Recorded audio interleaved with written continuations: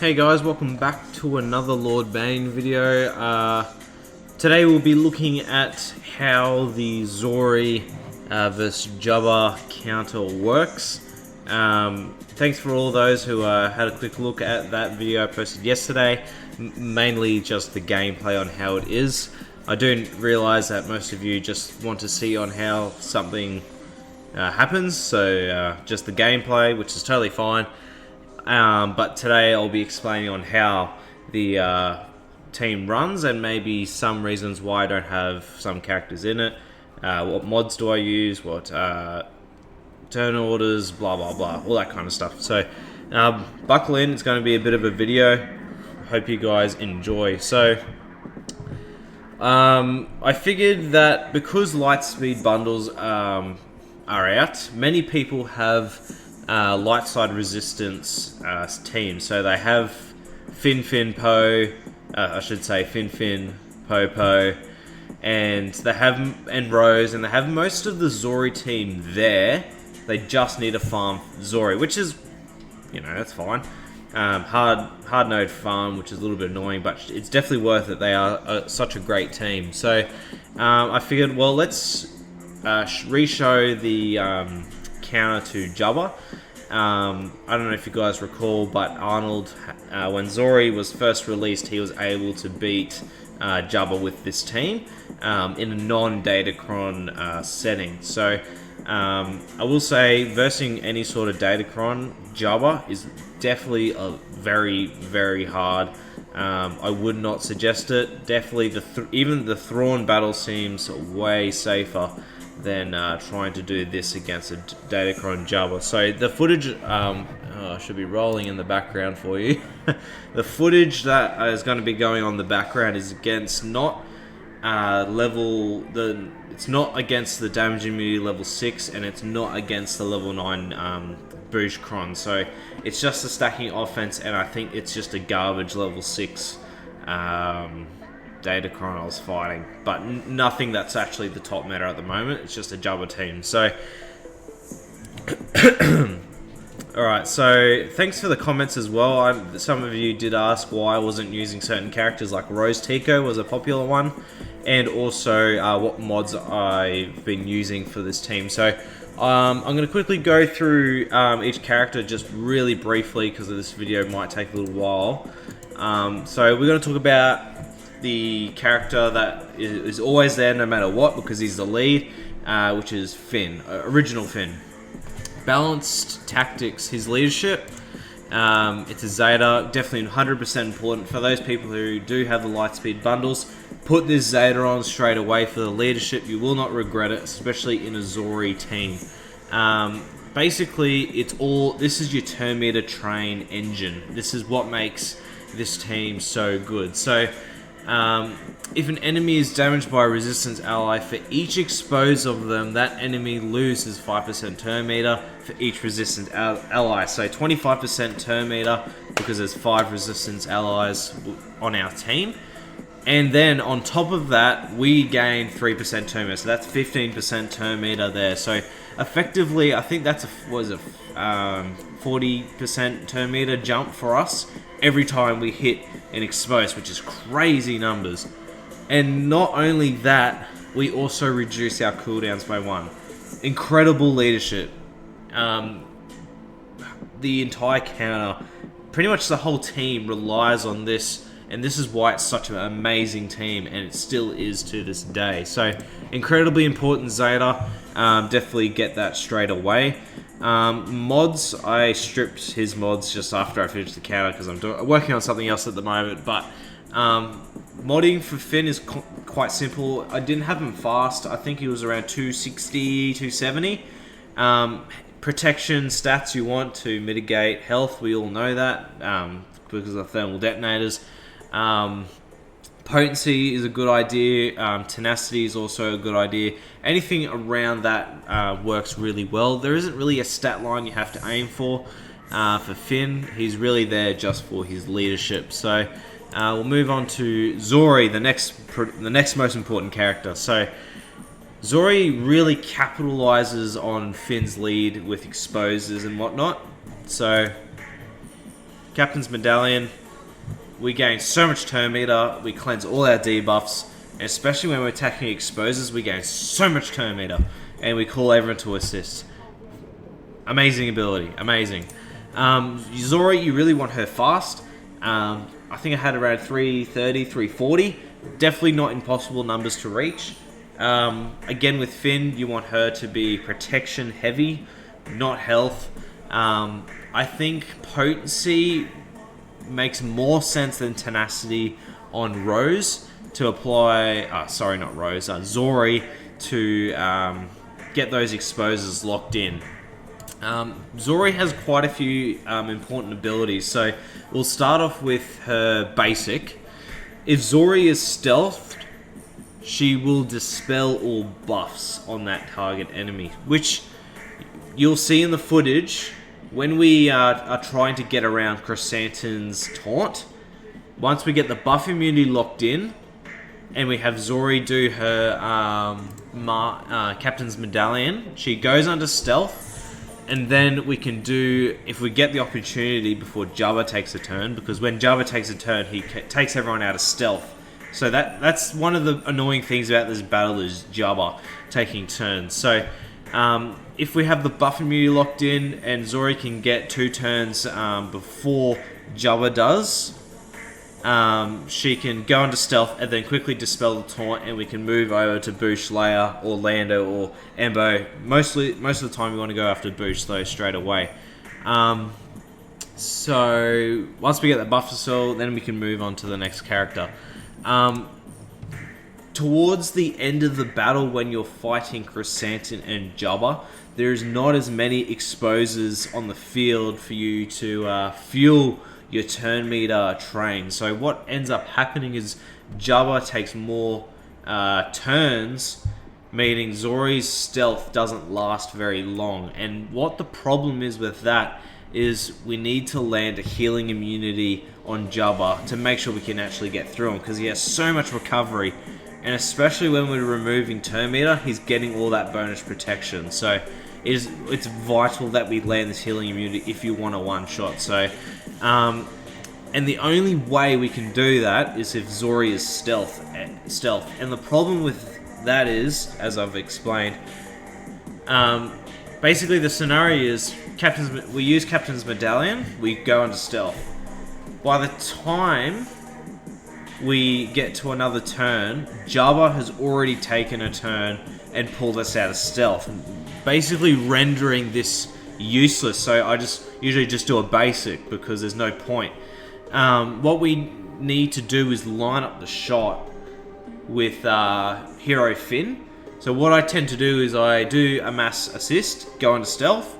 Finn then has the pass turn meter ability. I pass it straight back to Zorii, and I get the healing immunity on Jabba just before Jabba gets a turn. And now I think that's the only way you can really do it, because there's not enough exposures to keep your turn meter train going. Incredibly important ability here. That healing immunity is the only immunity you have. Once again, I ripped the mods off Finn. He was definitely a lot faster than this. Better mods. So modding for Finn, you definitely want a protection heavy Finn. This is just because I have no mods on him. Speed wise, I had him around 350, which is very fast for a Finn. Granted, but definitely if you can make him faster than Zorii, that's all you need. So you can have a 345 Finn. He does get pretty fast once you put some good mods on him.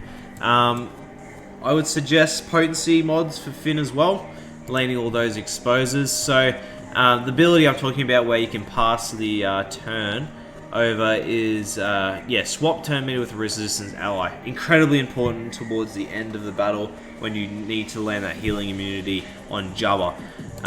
He's also got a mass assist and a cleanse, great, and just more opportunities to hit those exposers. Because what's so good about people having an AoE in this team is the more exposures you can have on the enemy, and if you keep throwing AoEs, you're gaining so much turn meter and able to keep the train going.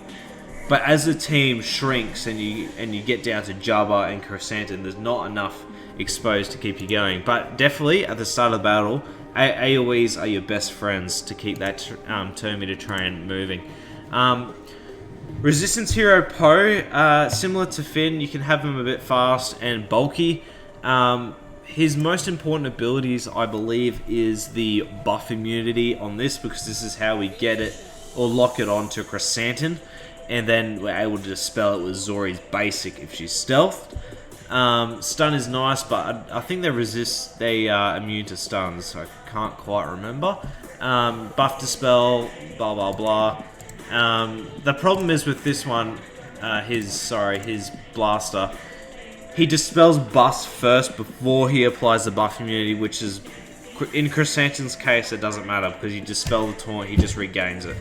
If he applied buff immunity first, then buff dispelled, you wouldn't have to worry about the Zori basic, but unfortunately it's the other way around. So, one thing I will say, the only times I've successfully got through Jabba is with Poe, and that is because of this clause here. When inspired allies deal damage to an enemy with an ability, they also deal bonus damage equal to 10% of the target's max health. Now this is incredibly noticeable actually. I didn't think it'd be huge, but against trying to get through Chrysanthemum, it is huge. Not so much Jabba, because his Galactic Legends are immune to health-based effects, but getting through Chrysanthemums, this is incredibly important, and you will take it for granted if you don't take Resistance Hero Poe into battle. The occasional buff dispel, passive buff dispels are nice, but not incredibly huge. Now, some people were questioning why I had Poe Dameron in here instead of maybe Rose, because Rose is definitely a good option, but Rose is not good against a Jabba team. Granted, she gives that tenacity up, but the problem we have against Jabba is not so much dying to thermals, it's actually getting through the team. Our damage and turn meter isn't enough. So, what Poe does so well is remove turn meter and inflict buff immunity and expose pretty much everyone on the field for you. So if you can get a fast Poe, you can land the buff immunity onto Chrysanthemum, and then your other Poe can use that dispel to get past him. So there's a few options you have to get around that Jabba taunt. That's basically the most important ability. So what is great with Finn lead is when you're reducing cooldowns, you can basically spam this ability continuously, and you're just gaining so much turn meter. It's that your train heavily relies on this as well. I think that's most of the characters that we're going to be talking about here. So that's the main team. That's the team I used to win. I also tested, because obviously not everyone has, if you didn't buy the Lightspeed bundle, you're going to have some other characters before others. So I did try Holdo. Now, many people would be like, why the heck are you using Holdo, man? What's so good about Holdo that might be beneficial to this team? Now, one, she has an AoE. So when Poe spreads those exposes with his ability, an AoE will smash all of those exposes and grant us a heap of turn meter.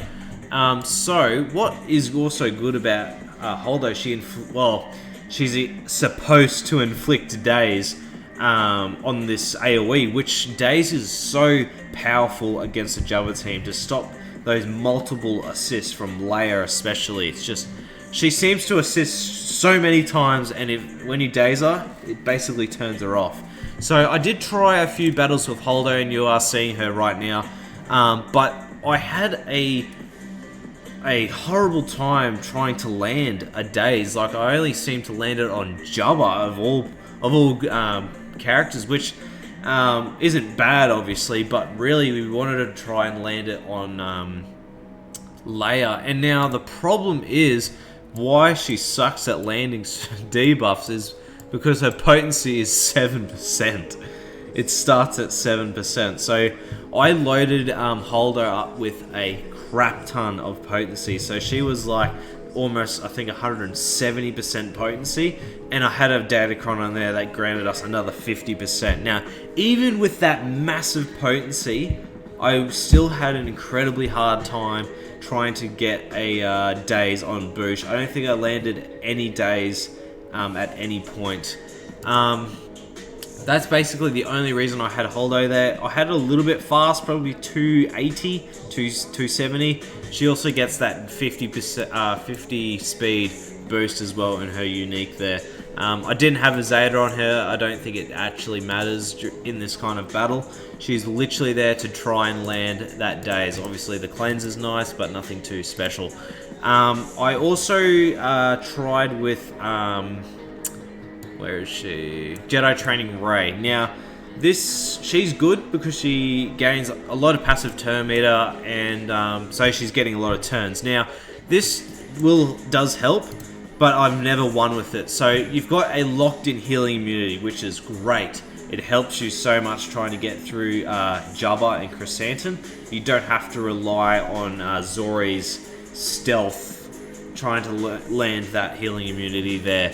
It cannot be dispelled. It's a great healing immunity option. Another one is she does turn meter removal and daze, which is great if you want to stop Boosh or even Jabba from taking a lot of turns. So I swapped Jedi Training. I swapped Holdo out for Jedi Training Rey to try something like that. And to be honest, I got a similar result. I was just missing some sort of damage, and I eventually found out that Resistance Hero Poe does an extra 10% damage, and that's all the damage I needed to win. So if you want to try and two-shot a Jabba, I definitely would say this is a good option for you guys if you want to try out. I want to start streaming my GACs, but I just don't have a good enough internet to do it, unfortunately. But every battle I do, I record it, so if I find something interesting, I will post it. I will, just a side point, not really related to this, but I will post a video about it, but I used Trench to two-shot a Rey, because especially with Rey deflection, it is so hard for Starkiller to get through, but I used Trench, and mate, he was cleaning up. But guys, I counter like this. It is tough. And I don't know if you guys watch Fatal's videos, he's using resistance to beat Rey's, which is the brain power needed to do something like that is phenomenal, and that's awesome. And maybe one day I might try and attempt something similar. Datacrons for this, if you want to use any or make your life easier. Anything with high potency, high tenacity is always welcome. Deflection is nice if you want to try and avoid those Boosh attacks, because she's based off special damage. Protection up Kron as well, level 3 is quite nice. Often stacking is also an option, but honestly potency is your biggest friend, so take as much as you can. And yeah, so basically guys, that's most of the battle. I will say there's a few things you should know. I think the video just ended there. When you're fighting Jabba, if they get contract, you've lost. You will not win, because Jabba gets ultimate way too quickly. It's just the end of the day. So, and that's the hardest part, is able to start your turn meter train really quickly at the start of the battle and get Boosh out before they get the contract. Most of the battles that were showing off in the background, they were all losses, just to see how the battle goes without using Hero Poe and using Holdo or even Jedi Training Rey instead. So if there's any other questions on this, I write them in the comments. I'm happy to answer them. I'll try and do an Excel sheet for the modding guide on these guys, and I'll put it in the description. And yeah, hopefully you guys enjoyed how to use this team, and yeah, stay posted for my my Trench video. Will probably coming out during the week sometime, taking on Rey. We'll see how we go in the next GAC match. So thanks guys for watching, and I will see you on my next video. BANE out, guys.